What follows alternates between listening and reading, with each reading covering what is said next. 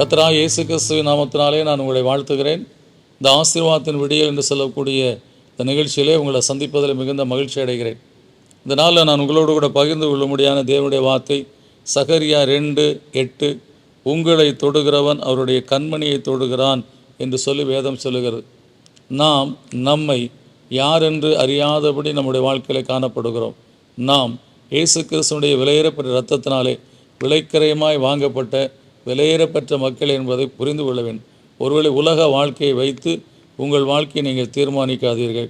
நீங்கள் இயேசுவின் இரத்தத்தினாலே விலைக்கரையமாய் வாங்கப்பட்டிருக்கிற நீங்கள் அவருடைய கண்மணிக்கு சமானமானவர்கள். எனவே நாம் அவருடைய கண்ணின் மணியைப் போல இருக்கக்கூடிய பிள்ளைகள். அவர் நம்மை வைத்திருக்கிற நிலை, நம்மை வைத்திருக்கிற மேன்மை என்று சொல்லக்கூடிய காணி எப்படிப்பட்டது என்று சொன்னால், கண்ணின் மணியைப் போல வைத்திருக்கிற தேவன்.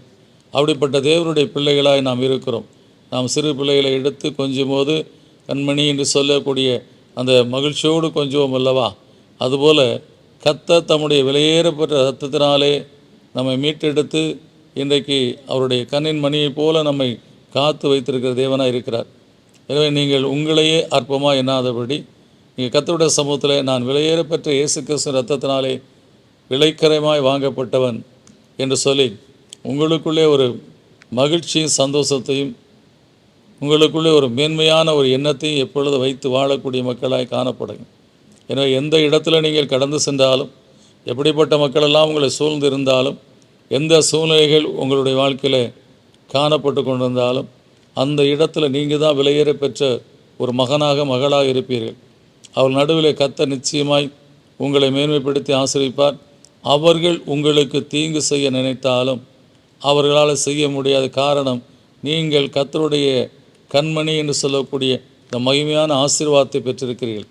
எனவே இந்த நாளில் எந்த காரியத்தை குறித்து பயந்து கொண்டிருக்கிறீர்களோ அதை இன்றைக்கு உங்கள் உள்ளத்திலிருந்து தூக்கி போட்டுவிட்டு, நான் கர்த்தருடைய கண்மணி, என்னை தொடுகிறவன் அவருடைய கண்மணியை தொடுகிறான் என்று சொல்லப்பட்டிருக்கிற வசனத்தின்படி கர்த்தர் என்னை காத்துக்கொள்வார் என்று சொல்லி விசுவாசத்தோடு உங்களுடைய வாழ்க்கையை துவக்குங்கள். செய்ய வேண்டிய காரியங்களை செய்யுங்கள். கர்த்தர் நிச்சயமாய் உங்களுக்கு துணையாக இருந்து உங்களை மகிமைப்படுத்துவார். ஜெபிப்போம். நல்ல பிதாவே, நன்றியோடு துதிக்கிறோம்.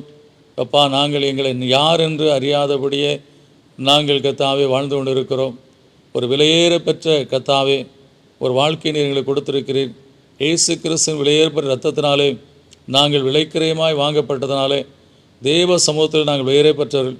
கர்த்தா, ஒருவேளை இந்த உலக மக்களை எங்களை பார்க்கும்போது அற்பமாய் எங்களை பார்க்கலாம், எங்களை ஒரு பொருட்டாக எண்ணாதிருக்கலாம். ஆனால் நாங்கள் எந்த இடத்துல இருந்தாலும், எந்த சூழ்நிலையத்தில் நாங்கள் இருந்தாலும் உம்முடைய கண்கள் எங்கள் மேல் இருக்கிறது. நாங்கள் விலையேற பெற்ற மக்களாய் உம்முடைய சமூகத்தில் காணப்படக்கூடிய மக்களாய் இருக்கிறோம் என்பதை இந்த நாளில் இந்த காலவெளியில் அறிந்து கொண்டோமப்பா.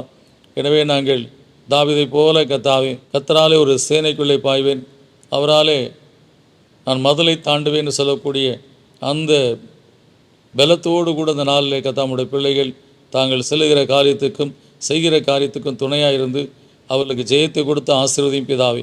இயேசுவின் நாமத்தில் கேட்க நல்ல பிதாவே, ஆமேன்.